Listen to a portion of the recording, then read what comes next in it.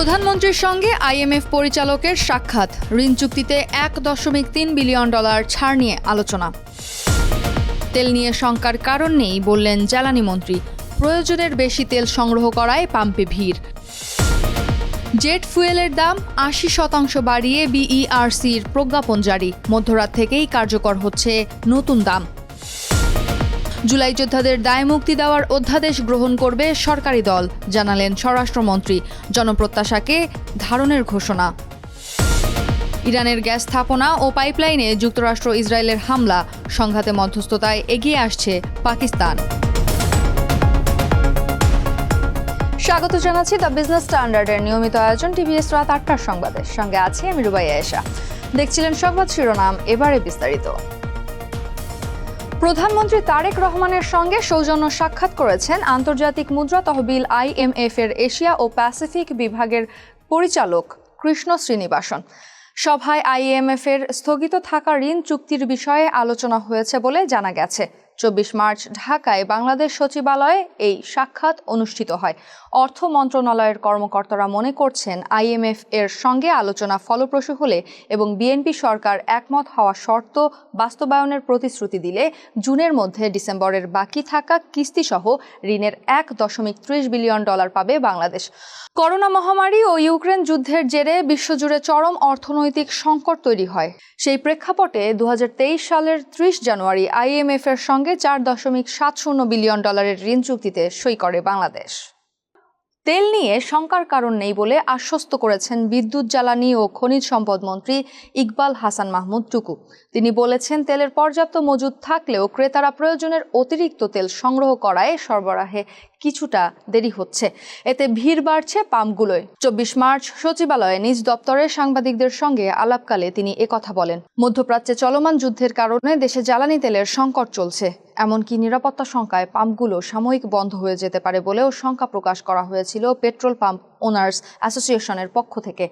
উদ্ভূত পরিস্থিতিতে বাজারে নেতিবাচক প্রভাব পড়বে কিনা এমন প্রশ্নের জবাবে মন্ত্রী বলেন, সরকার আগাম প্রস্তুতি নিয়ে রাখায় গ্রাহক পর্যায়ে আতঙ্কিত হওয়ার কিছু নেই। জেট ফুয়েলের দাম 80% বাড়িয়ে প্রজ্ঞাপন জারি করেছে Bangladesh energy regulatory commission BERC। আজ মধ্যরাত থেকেই কার্যকর হবে নতুন দাম। 24 মার্চ জেট ফুয়েলের দাম বাড়াতে জরুরি সভা শেষে জারি হয় এই প্রজ্ঞাপন। পুনর্নির্ধারিত দর অনুযায়ী অভ্যন্তরীণ রুটে ফ্লাইটের জন্য প্রতি লিটার জেট ফুয়েলের দাম 112.41 টাকা থেকে বাড়িয়ে 202.29 টাকা করা হয়েছে। এছাড়া আন্তর্জাতিক ফ্লাইটের জন্য প্রতি লিটার ফুয়েলের দাম $0.7384 থেকে বাড়িয়ে $1.3216 নির্ধারণ করা হয়েছে। সভায় Padma oil, Bangladesh petroleum corporation সহ BERCর ঊর্ধ্বতন কর্মকর্তারা উপস্থিত ছিলেন। জুলাই যোদ্ধাদের দায় মুক্তি দেওয়ার অধ্যাদেশ সরকারি দল গ্রহণ করবে বলে জানিয়েছেন স্বরাষ্ট্রমন্ত্রী সালাহউদ্দিন আহমেদ।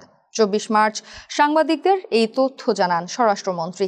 তিনি বলেন, জনপ্রত্যাশা অনুযায়ী জুলাই গণ অভ্যুত্থানের আকাঙ্ক্ষাগুলোকে ধারণ করবে সরকার।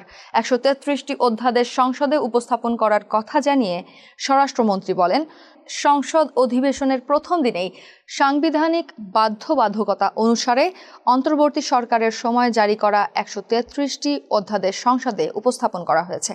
নিয়ম অনুসারে 30 কর্মদিবসের মধ্যে এই অধ্যাদেশগুলোর বিষয়ে চূড়ান্ত সিদ্ধান্ত নিতে হবে।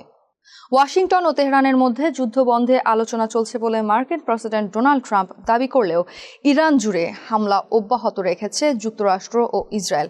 অন্যদিকে ইসরায়েল এবং উপসাগরীয় অঞ্চলের বিভিন্ন দেশে মার্কিন স্থাপনায় পাল্টা হামলা অব্যাহত রেখেছে ইরান। তেহরানের সংবাদ মাধ্যম বলছে, বিদ্যুৎ অবকাঠামোতে পরিকল্পিত হামলা স্থগিত করার ঘোষণা দেওয়ার মাত্র কয়েক ঘন্টার মাথায় ইসরায়েল ও যুক্তরাষ্ট্রের বিমান হামলায় 2টি গ্যাস স্থাপনা ও একটি পাইপলাইন ক্ষতিগ্রস্ত হয়েছে।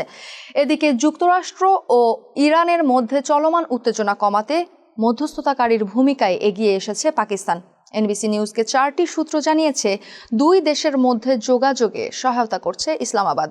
এই চেষ্টা সফল হলে শিগগিরই পাকিস্তানের রাজধানী ইসলামাবাদে যুদ্ধবন্ধে সরাসরি বৈঠক হতে পারে। দর্শক, এই ছিল টিভিএস রাত 8টার সংবাদে। এতক্ষণ সাথে থাকার জন্য ধন্যবাদ সবাইকে।